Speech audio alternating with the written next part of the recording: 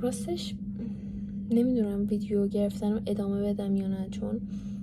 من واسه ویدیوام حالا سناریو یا متن نمی‌نویسم که بگم از روش میخونم، فقط چیزایی که به ذهنم میاد و میگم و ویدیو میگیرم.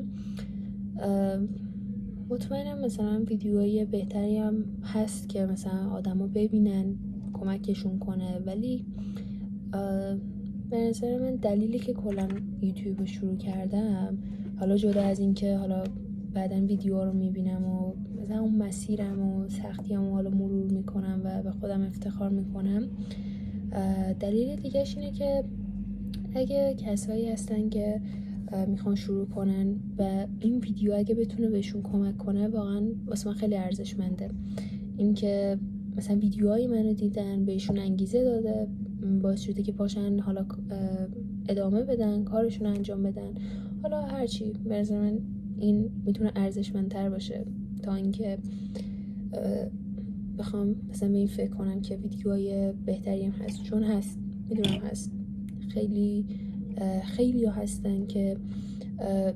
ویدیوهای اینجوری درست میکنن، محتوای خفن تری هم دارن، ولی میدونی این چنل کنن دلیه، خودم دوست دارم انجامش بدم، دلیل خاصی هم نداره، فقط اینکه بتونم حالا به کسایی که مثل منن، تو موقعیت منن، کمک کنه، انگیزه بده بهشون، خیلی واسه من مهمتره تا اینکه مثلا اون ویدیوهای دیگه باعث بشه که این چنل رو ادامه ندم. بخاطر همین خواستم اینو بگم که